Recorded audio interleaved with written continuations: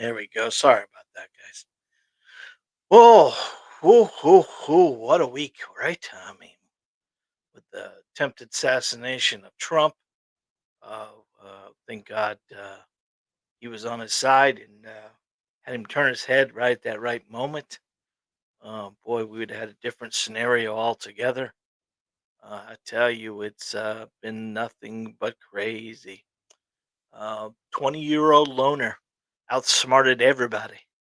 Outsmarted the FBI, the CIA, the cops, the Secret Service.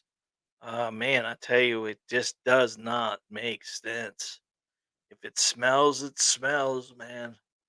No, I didn't want to get too political on this stuff. I didn't want to start out the whole show with all that, but you gotta say something about it. Makes total sense to me that this is totally just outrageous.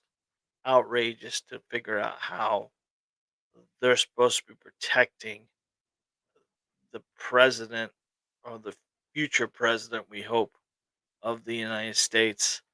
Um, I hope they're not protecting Biden like that. Uh, Holy cow, man. How is ever one of those roofs in that area not have a agent or somebody on it is beyond me. I don't know if you saw the little video from the head of the Secret Service and said, and I quote, "The roof had an angle on it, and it could have been too dangerous and too uncomfortable for one of our agents to be on that roof during the whole speech. So they decided to give it to the local police department to handle that. Where are the drones? Where are the helicopters? There was a water tower in that vicinity of that place that somebody could have been on.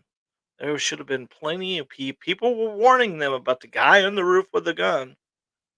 You know, this is not fake stuff. This is what was there, and somehow or another, uh, it got bypassed.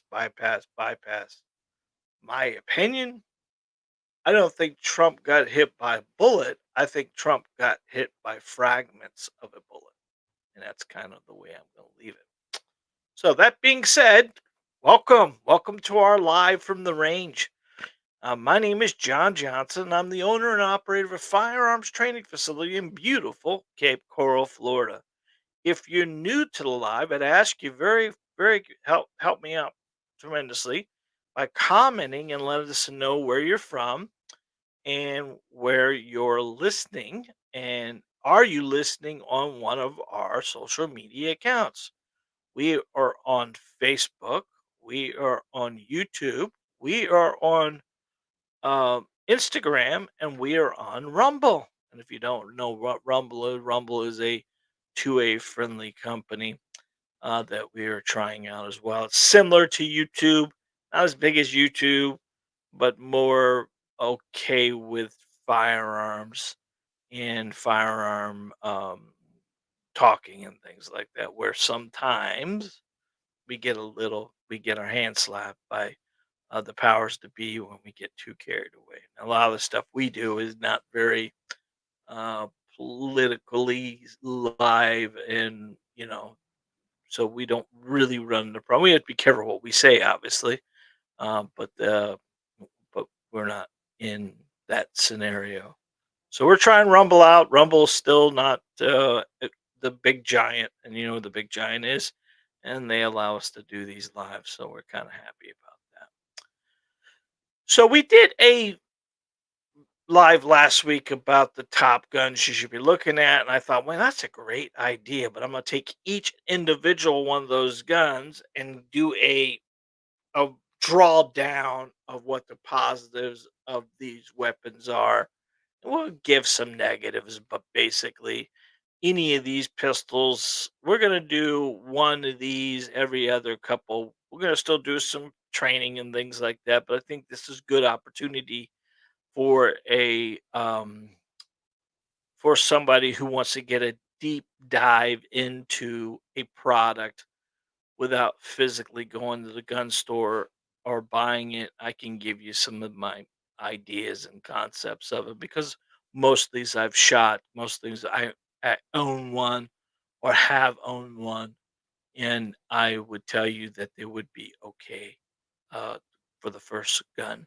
A lot of people try to figure out what's my first piece, what should be my first piece, and we're going to help a lot of people out. My opinion, if you're new or you haven't really made a decision on what you're thinking about, too many people think I want to get a carry gun and make it a small piece. Well, the small pieces are not the best choice for first time shooters because you need time on the range. You need time to be comfortable with the weapon and a lot of stuff. So I'm telling you, you need to look at something that is single stacked or hybrid, which that means that it's not a single stack, it's not a double stack, it's in between the Shield, the 43X, the 48 from Glock. All these are what we consider thinner in the hand, but higher capacity. And those are what I'd kind of recommend for your first choice. Somewhere between a 3.1 and a 4-inch barrel. 3.6 is normally standard in that subcompact um, than a true compact weapon. The very first one we're going to talk about is the most popular pistol on the market, and that's the Glock 19. So we're going to go through the Glock 19 today. We're going to talk about um, Glock 19 is a term on Glock. There's a lot of Glock 19s, but there's Gen 4s and Gen 3s and Gen 2s and Gen 1s. Technically, we're going to be talking about the Gen 5 Glock FS, which is being front serrations. A lot of times, these manufacturers put out a pistol for an agency that asks for a new weapon to meet some requirement or something they want. Now, Glocks don't have what's considered a true wall safety. That's the wall safety that kind of clicks top of the gun. But they do have trigger safeties, drop safeties, sear safeties, all these mechanical internal safeties that makes the Glock really the most safest gun on the market. Don't forget that a safety is a mechanical device that can and will fail. So you want to make sure that you are physically um, making sure you're the safety on a weapon, not some switch that could break or could fail. You are the safety on any pistol. Before we get to the presentation, there's some comments. I thought I'd look at them real quick and see if anybody's here. Michael Blanco, hello, Mike. How are you doing, Ralph? How you doing, Larry? How you doing, buddy? Dustin Witt, how you doing? I'm good, buddy. What do you think of the PSA Dagger 45 ACP? Those daggers are nice, man. They've got their finger on the pulse on that PSA stuff. It was kind of the polymer frame. It's a nice trigger's okay with it. For the price point, you, you surely are not gonna be upset about getting it. Is this you're thinking about your Dustin? Is this your carry piece? Or are you thinking about for just home defense? Because the 45 ACP is the only thing I'd question. Not that it's not a bad round, or not that it's not going to work, and not that it won't knock somebody down. And it's a running 1,000 feet per second, so you don't get a bunch of stuff. But you do limit yourself with round count because the bigger the bullet, where other little people kind of popo on the 9 millimeter, think it's not enough juice or enough power. Uh, you are going to have some recoil management with the 45 that you don't have with the 9.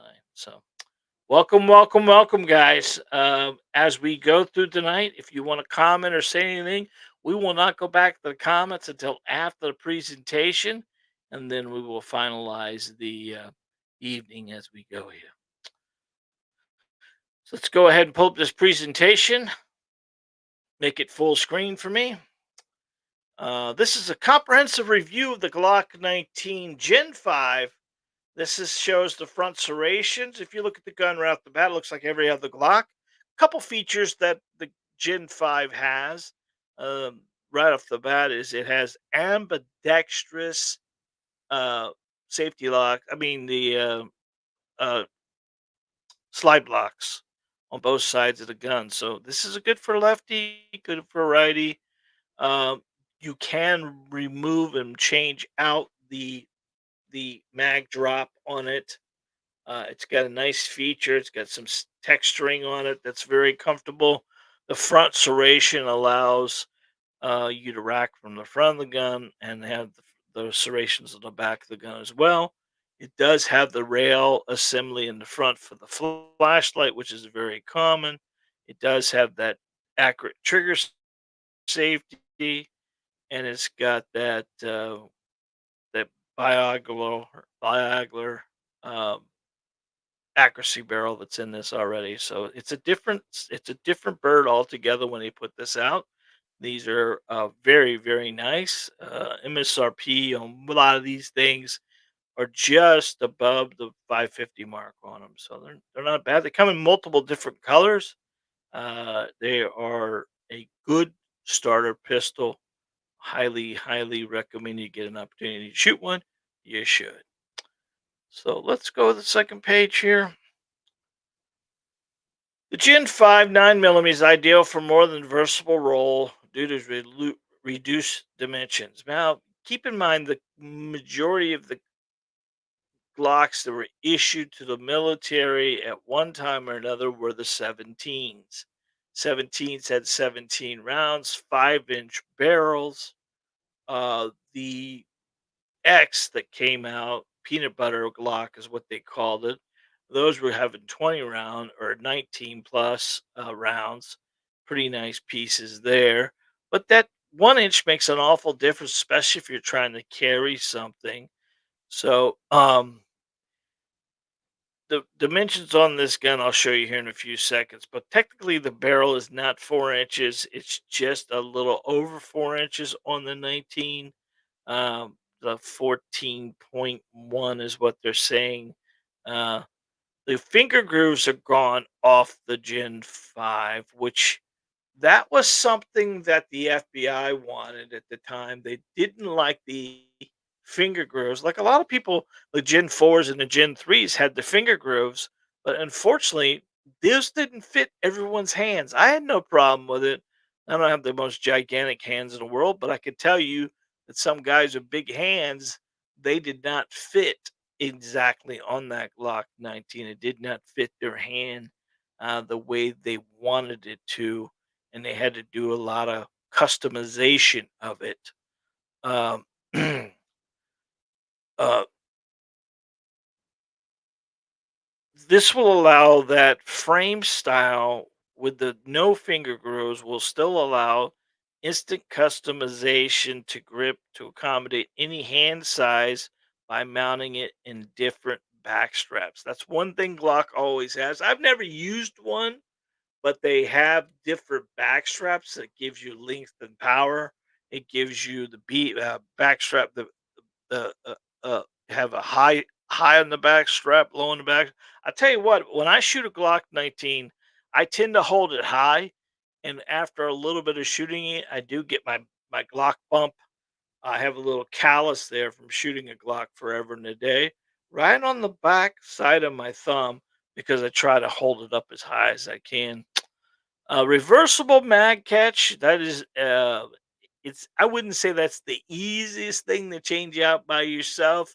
There's plenty of videos to see it, but a gunsmith can do that in a very quick, fast time. Um,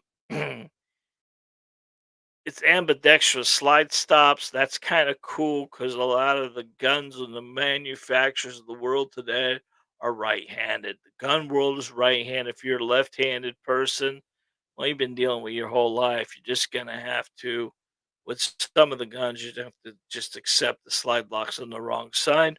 But the Gen 5, they actually put both on both sides, so it made it pretty easy. There's not a lot of companies that make ambidextrous products, but Glock added this Gen 5, which opens the world up to a lot of left-handed students. And the rifling and the crown of the accuracy barrel is more modified for increased precision. And that's what the Gen 5 really, all Glocks, not just the Gen 5, pretty much all the Glocks, that's why they're so popular in the world today, is they're pretty accurate gun to begin with.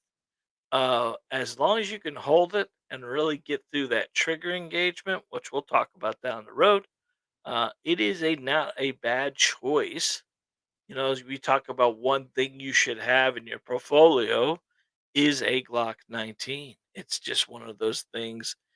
Home defense, range time. Remember, you live in a house that has more than one room, or I hope you do. And if you do, you should have a firearm from every room, just in case you're in that room and you need something. Because if you leave your firearm, the only firearm you have in your bedroom where most people normally keep it at night, you got to run to go get it, which is not going to be good. Hey, Chris, how you feeling, buddy? We missed you last night, bud. And by the way, your rifle is done, so we get a chance you can pick that up. And okay, glad you're here tonight, Chris. So here's the dimensions. I put them on there. You have to look them up, but basically, they're too hard to read here. I can't really see them, but it definitely gives you the ability to understand that if you put a Glock in your hand versus any other pistol, you just get that feeling of, oh my gosh, this feels so nice. You either love a Glock s- grip or you hate a Glock grip. There's no in between. You can't go down. It just either gets you. I love the Glock's grip. I hate the Glock's trigger, and I'll explain that a little later. And it becomes more challenging for new students to understand this. But there are a lot of this barrel length, the size of it, it would be considered a compact. The Glock 19 is considered compact, where the 17 is considered full size. And it's double stacked, so it's we have three magazine styles in majority of all pistols. We have our single stack, which those rounds stack on top of one another. We have the double stack, which those rounds are right next to each other, but stacked just enough that they kind of go back and forth. And then we have the moderate or the hybrid magazine, the Hellcat, the 365, the Shield Plus, the Ruger Max. Those all have serpentining magazines, and that means the rounds just snake like a snake until they get to the top of the magazine where they go feeding into the weapon singly, single stack, single stack, single stack. So it's kind of a cool feature of the mid one there, but double stacks just give you the round capacity. One of the cool things about Glocks and a Glock 19, for instance, or all the Glock models really until they got a little squirrely on some of them. If you own a Glock 17, the 19 rounds will work perfectly into it. If you own a 26, the 26 round won't fit into the Glock 19, but your 17 and your 19 will fit into your 26. And Glock always has a lot of aftermarket manufacturers that make Glock magazines that are very compatible with a Glock and they work very well. As well as the Glock mags aren't real expensive compared to other manufacturers out there.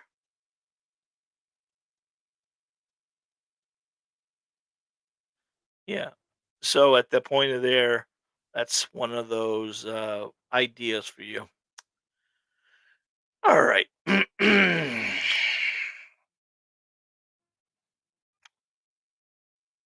What is the Glock 19 Gen 5 really known for? It's known for its reliability, versatility, widespread use among law enforcement, military, and pretty much issued all over the world. I mean, this is a weapon that has been really tested and used continuously.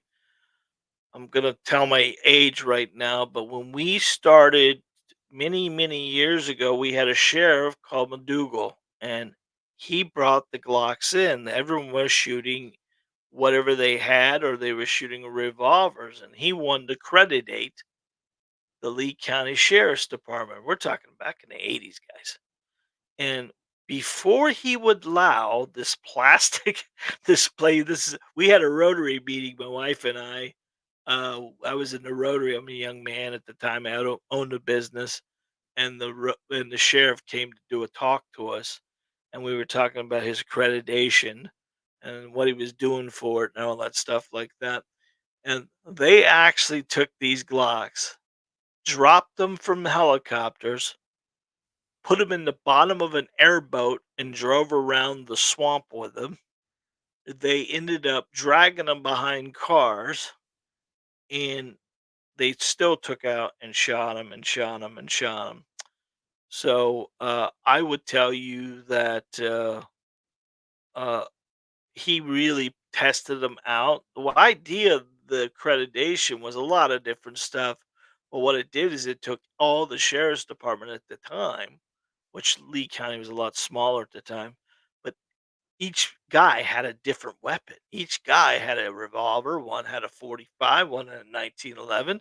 And if they really got into any situation, this is back in the days where you could leave your front door open and never worry about locks. But keep in mind, if something were to go down, uh, these guys didn't have backups. So the idea of it now with it is if I'm down and I'm out of bullets because I've gotten something, one of my other guys could throw me one of his magazines. It's the same pistol, same weapon. That's why most of the time these agencies all have the same product. It makes it more simple and it makes it more diversified.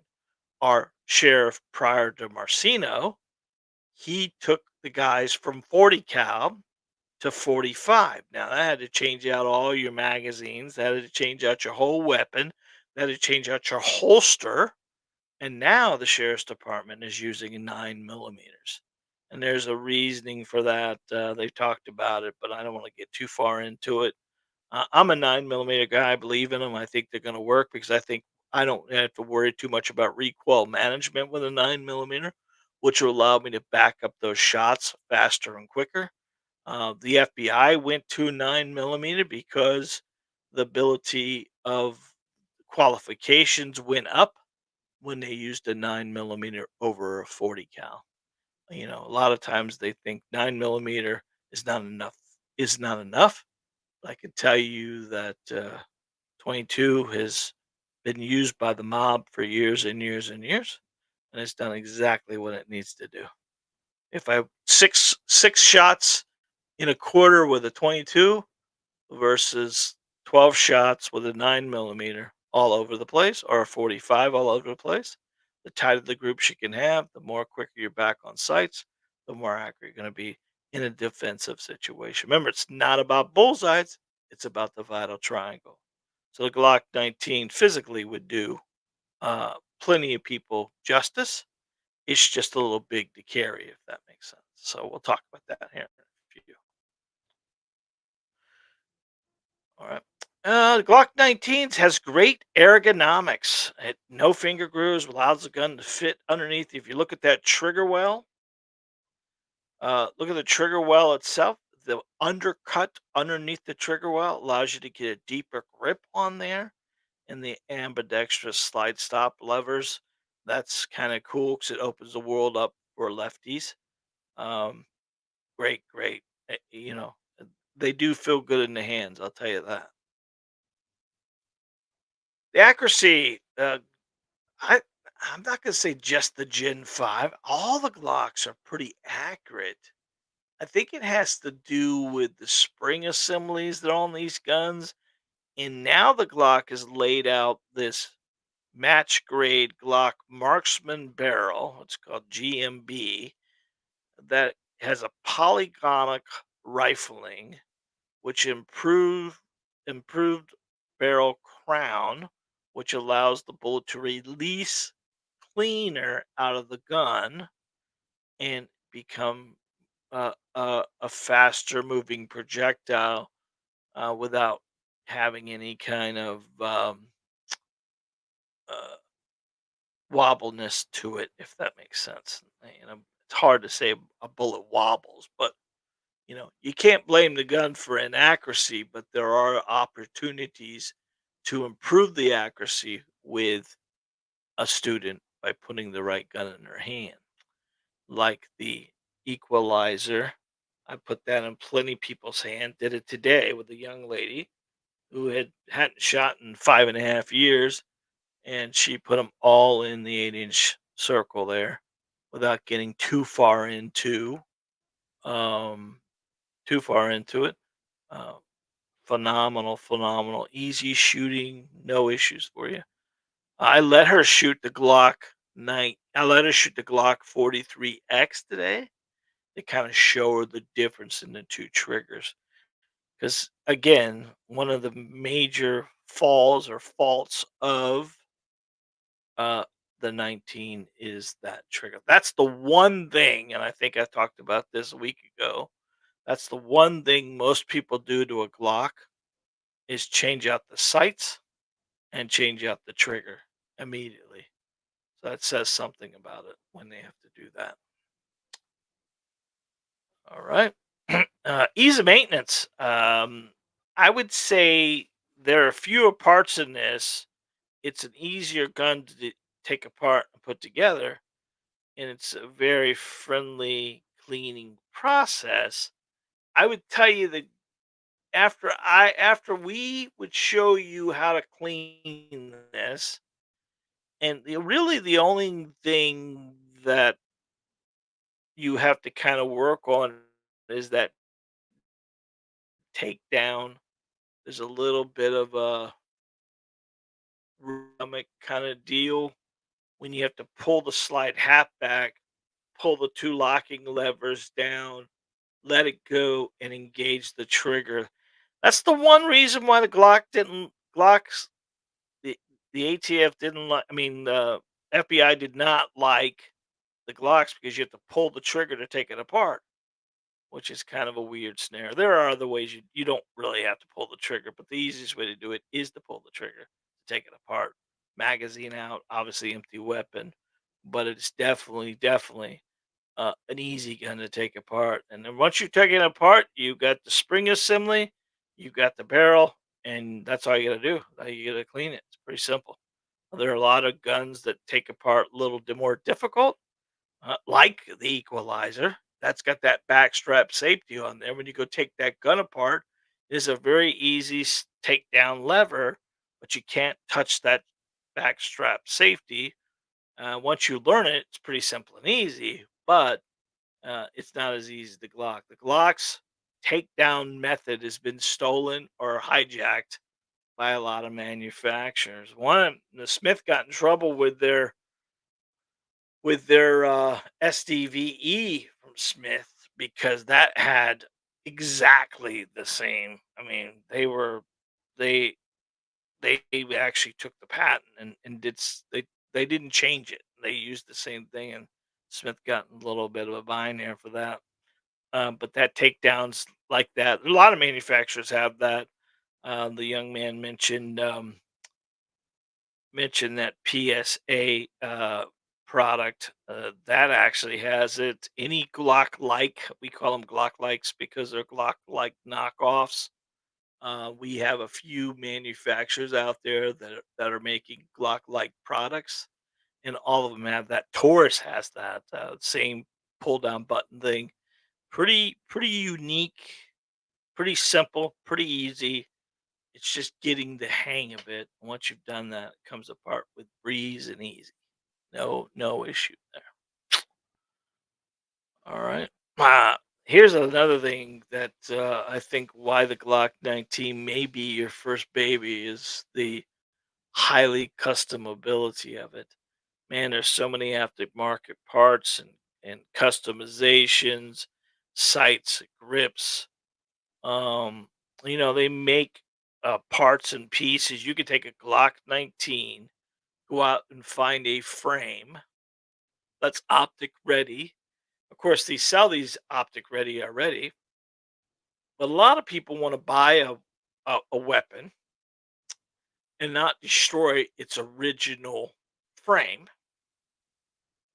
and then from there, thanks, Frank, appreciate that.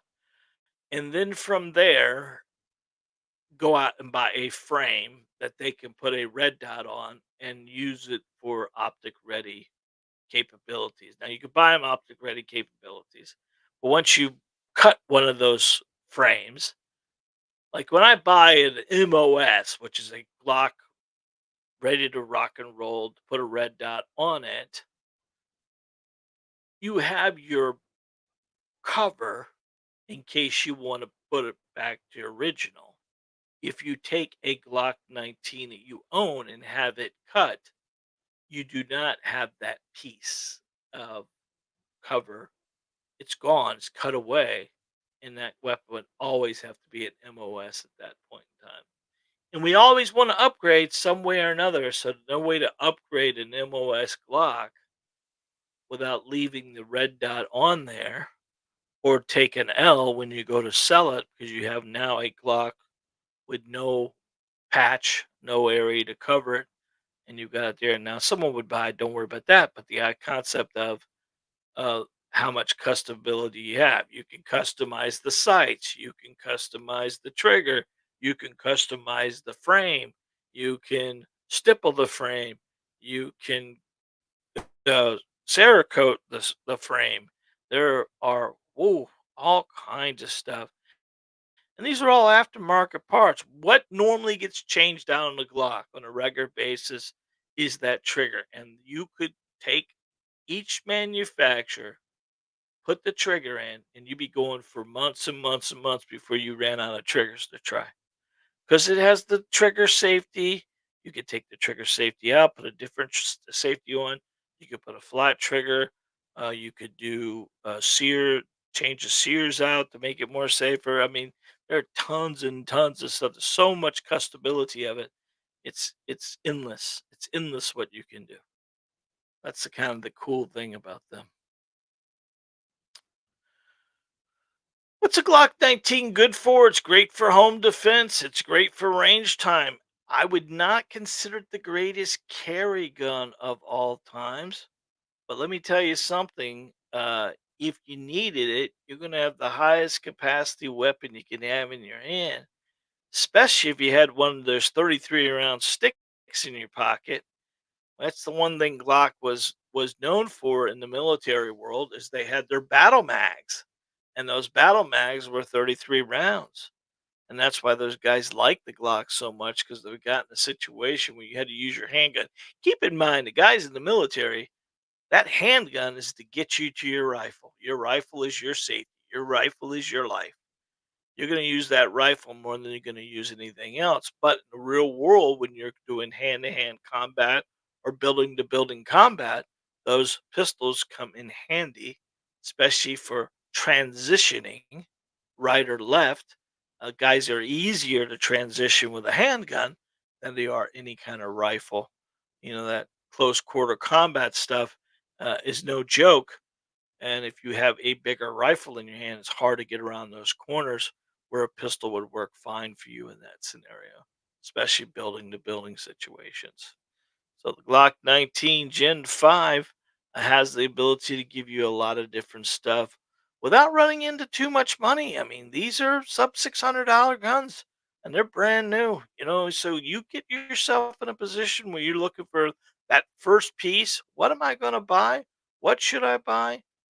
Uh, I'm gonna tell you, I'm not a Glock guy. I don't like them as much as I can, but I can't beat them up. I can't say, no way, this is not the best pistol for somebody who's new to shooting because yeah, it is. I mean, you got to be honest with people when it comes to this stuff. You know, I have no hard feelings when someone picks something else over what I'm recommending. But my job as a firearms instructor is to teach you to run the tool. And whatever tool you like is the tool that we're going to teach you on. And a lot of people can't make that decision without engaging them or shooting them and things like that. And that's where we come in and to help you with this scenario by letting you shoot our pistols before you buy one, which is a cool feature from those people. But I can tell you that in the long run, you're going to be happier with starting with something like this than starting with a cheaper model. This is kind of one of those pet peeve things. First of all, let's talk about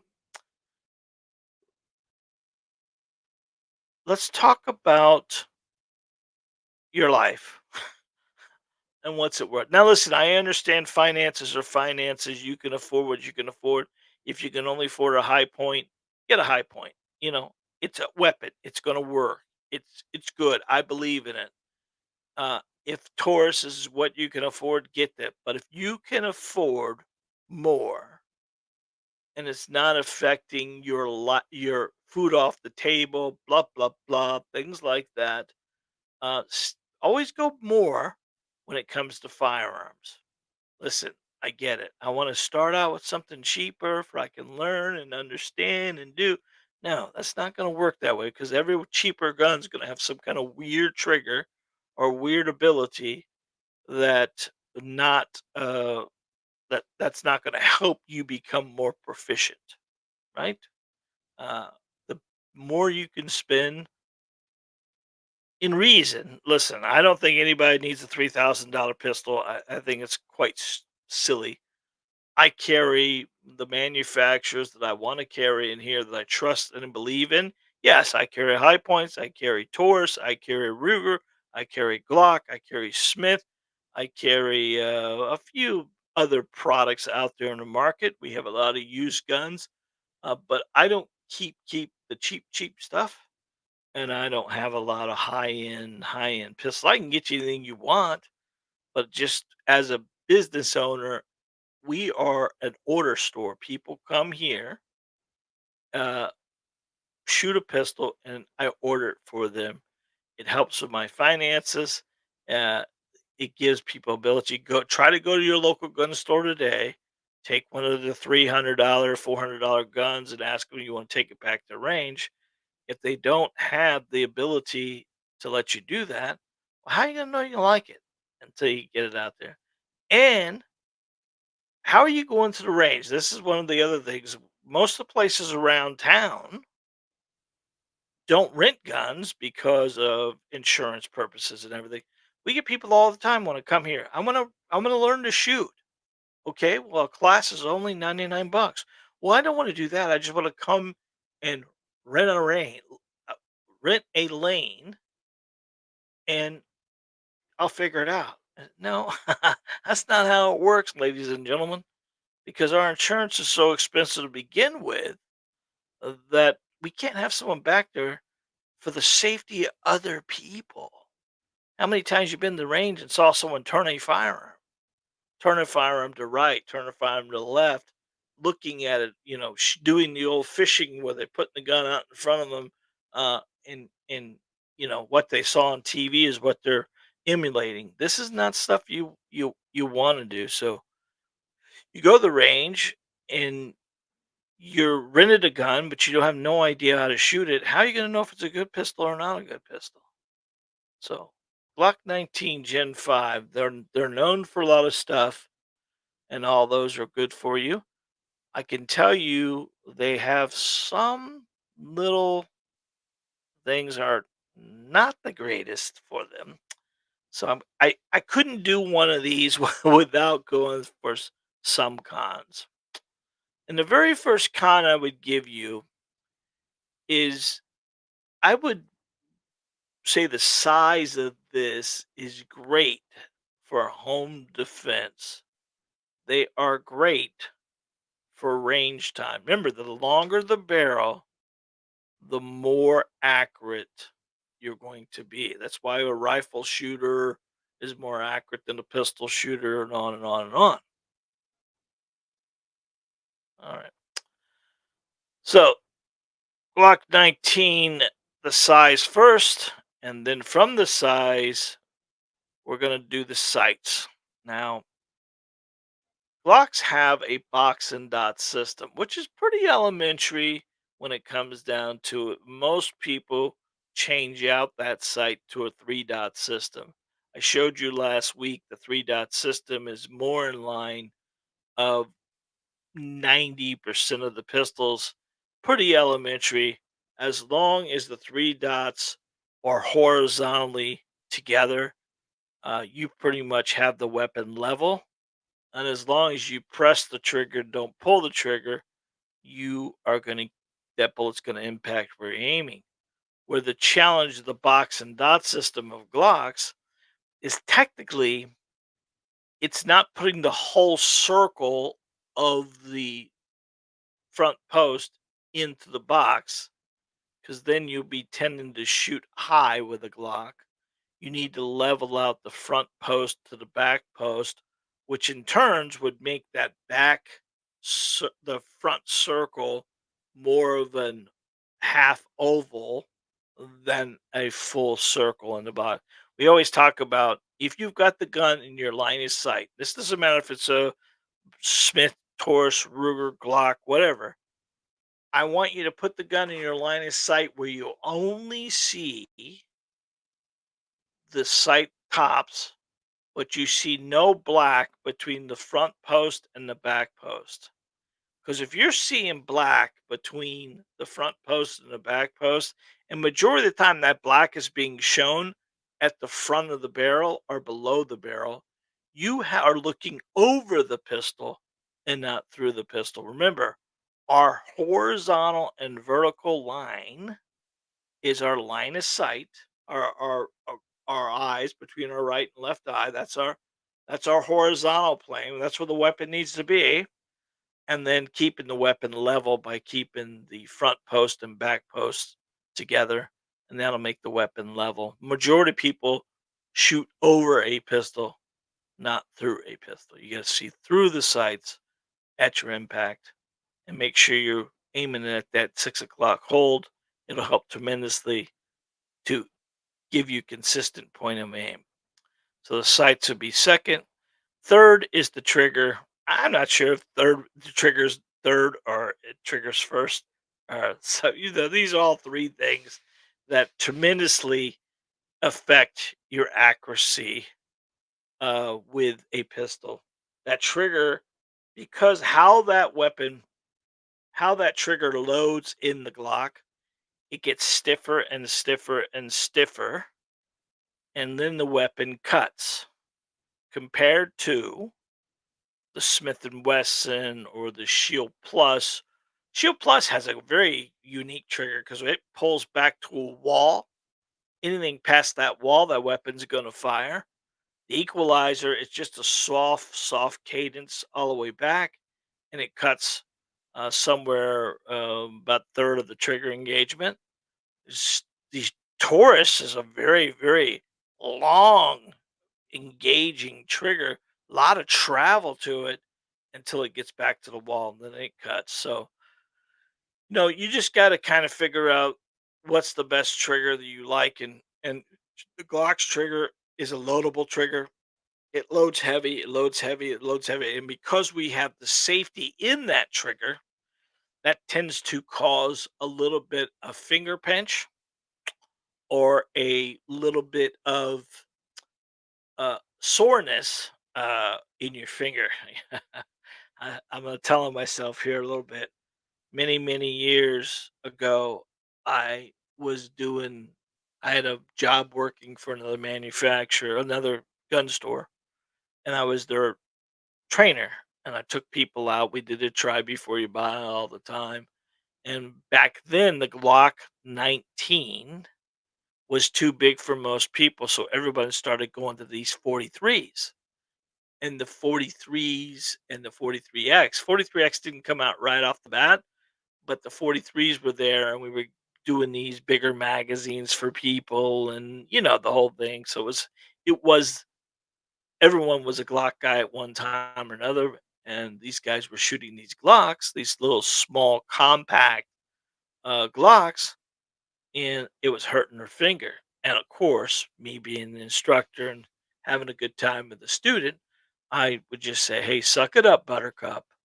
Go ahead and just engage the trigger." And by the end of the day, they were complaining about how sore their finger was, their trigger finger, because of how that sat in there. So for years and years and years, that was one of our jokes about that Buttercup thing. Well, one thing led to another, and I ended up getting this really nice, customized Glock 43X. Now, this is way before, right after they got the X's, and it had, customized top, and it had all the fancy stuff on it. And it was flat dark earth and black top. It was beautiful. It was a nice piece. And I was carrying at the time my Smith and Wesson Shield Plus, which was 13 rounds, and this had AMS made a 13 round magazine for the Glock. It was an aftermarket Glock because the Glock only has 10-round magazines. I thought, well, let me try this. So I started carrying it. And as I started carrying it and shooting it, man, my finger hurt. It caused me so much pain for a couple days afterwards. I was like, man, why is my finger hurting? I started thinking about, how many times I picked on people for suck it up, Buttercup, and I could never get used to that trigger with that front safety engagement. It always caused me some pain. So I ended up selling it to one of my friend's sons, uh, you know, and ended up going back to a My Shield Plus for a long period of time. So I could tell you that trigger's not bad. The safety's a little hard on the finger. Once you get used to it, it's pretty easy.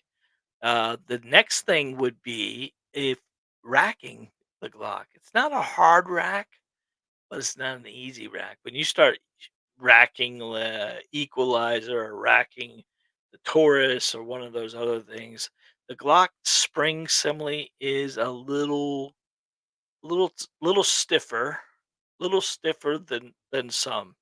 The Glock 19 Gen 5 is a lot easier to rack than some of the older Glocks, but it definitely is not as easy. And you've got senior people wanting to use these guns or buying these Glocks. They got to make sure they can rack them. And then the magazine, hard load magazines. Those magazines on the Glock are not bad.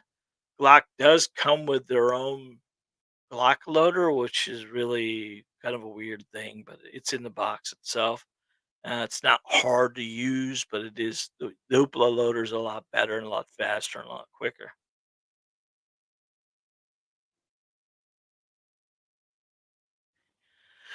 All right, and now we'll go to next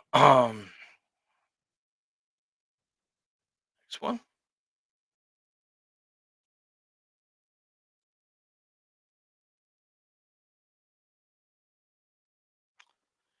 In conclusion, the Glock 19 stands out as a robust handgun, offering a blend of reality, reliability, and accuracy. The ease of maintenance, the wide range of shooters it can handle, the ergonomics, the improvements, and high customability makes it among the uh, most popular pistol. Whether you're a professional or hobbyist, however, potential buyers should be considering a stock trigger feel, the grip, the texture, the factory sights, and overall size and weight in their decision making process. Despite these minor drawbacks, the Glock 19 Gen 5 remains the top contender in the world of handguns, providing excellent performance and value for those who are seeking dependability, and adaptable firearm. Uh, All right, so let's go back and pop me in, and let's go look at some of these comments here.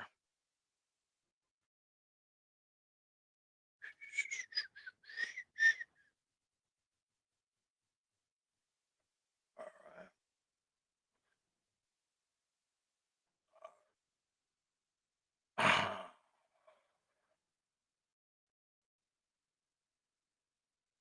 See what I didn't answer first. Chris, all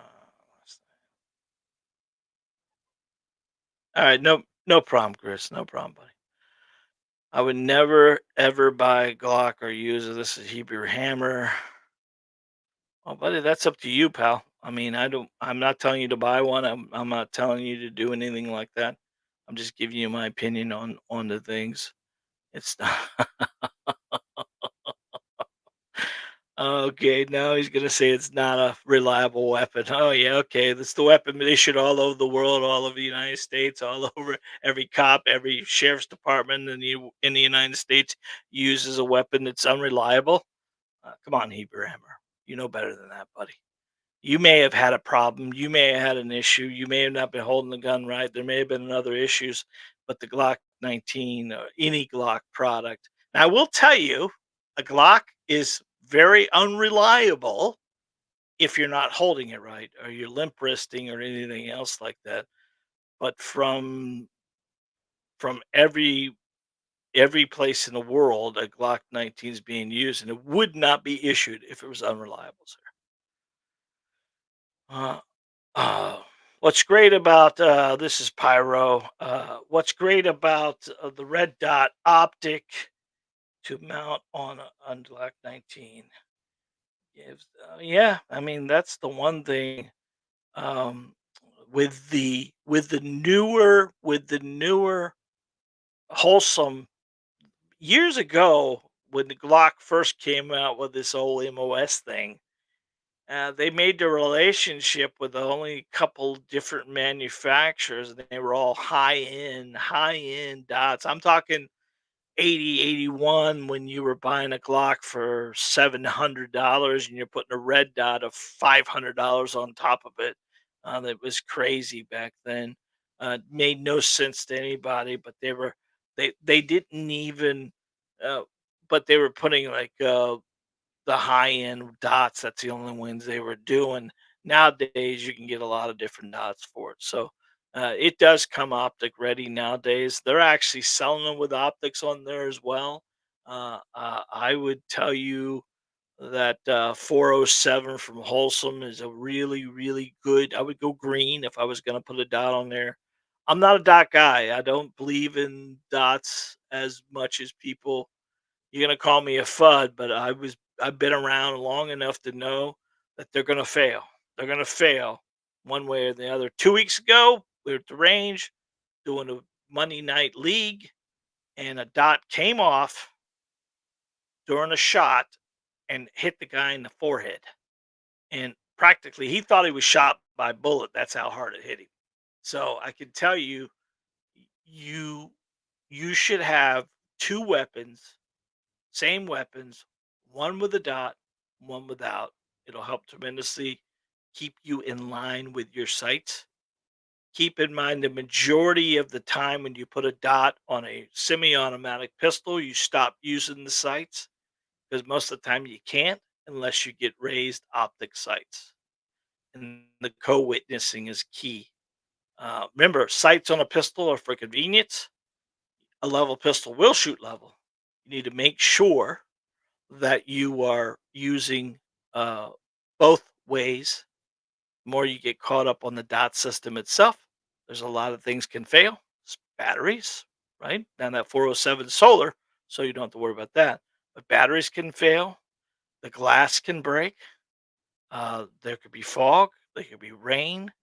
There's a lot of different stuff that can happen that will cause issues for you compared to your own optics in your own eyes. Even wearing a pair of glasses can be somewhat challenging once in a while. I can't imagine having a dot. Frank, he says best gun ever made. I would not uh, agree, but I would not disagree if that makes sense. Frank, stock Glocks, actual training can't pull it on scales. Yep, you're right. Yeah, that's what it takes more than anything else. Some people are gonna hate them, some people are gonna love them, but at the end of it, you physically can't say that they're anything but a decent pistol. Here we go. Here again. biggest junk ever made. Okay, buddy. There's always got to be that one, right? I don't care what another man's running. I'm confident in mine. Don't need justification. You're right, buddy. Let's be nice about this, guys. People can have their opinions and everything else like that. If you really have a problem with something, just let it go, man. It's not a big deal. You don't like them, that's great. Wonderful. Don't like them. Someone else does, that's okay. It's not hurting your feelings. But as far as the two things you've said so far, Hebrew, neither one of them makes sense. So unless you had a situation where you got a a weapon, now I will tell you, I said before, limp wristing Glocks don't like. So, and if you get in the last 12 to 18 months, we had ammo shortages like crazy. More in the COVID time, there was some ammo being made very quickly that was causing some clerical issues with weapons because they were making bullets so fast and these are not cheap manufacturers. I use the same. I have a remanufactured guy here locally, which is named Pistol Pete. It's Pistol Pete Ammo. He's online. You could go to any of his websites, and I have used his product for years and years and years and have never had a problem. I did use a few other manufacturers in our area here just to make just to test it out. And I was having some issues with their product through a Glock, but it was not the Glock at that point in time. It was something. It was the bullets weren't seated properly. It was something like that. Well said, Frank. Thank you. Uh, thank you.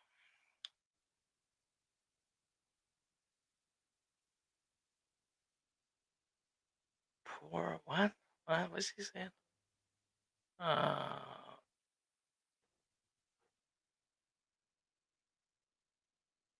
I'm trying to read what he's got here. Yeah, I have no idea. I have no idea what that meant, so I'm not going to read it. Pull it out of there. Pull it out of there. Okay. All right. Gotta keep going. Frank. Yeah. Just don't worry about it, Frank. Don't get in an argument with the guy over it, and don't make sense to me, man. Okay, Hebrew. I won't risk your life over carrying a Glock. That makes no sense. What are you carrying, buddy? Please tell me. I want to know. I want to know what you're carrying. Um. Yeah. Wow. When I train people in firearms, I give them the manufacturer's annotation and the factual theory. Okay, Jesus Christ, you're about to get three strikes here, my friend. Um, you train people. Frank, don't worry about it, buddy. Just stop, Frank. You don't even gotta fight him. Even though. Yeah, okay. Umberto, just don't you guys stop. Ah, that's for your input. Thanks for your input. I appreciate you, Bear. How you doing, buddy? Good to see you. Yeah. Well, if you served 5 years, buddy, I can tell you you were shooting a Glock at that point. Oh, well, you had a high power. Yeah. Well, the scenario is what it is. All right, 941. Sorry. Okay, buddy. All right. Well, that's been an hour, and I had a great time with you guys. I can tell you that you are very important to me, and I appreciate you being here. Couple things I want to tell you about real fast is we're still having a little bit of an issue with people getting unsubscribe from our channel. So before you get off tonight, will you please make sure your button hits subscribe, hit that bell icon, the like, and the subscribe button. And every time we upload a live or anything else like that, you guys will know right off the bat. So I'm going to go up and say good night to everybody. And I'm going to say with each one of you, I want to give you a shout out for being here tonight. Michael Blanco, thank you. Ralph, as always. Larry McDonald, thank you, my friend. Dustin Witt, thank you very much. Chris Haas, I hope you feel better, buddy. The Hebrew Hammer, thank you for being here. Iro, thank you. Frank, as always, my friend, so good to hear from you. We're going to go down here. I thought I saw Bear. Yeah. Bear, thank you very much for being here. Uh,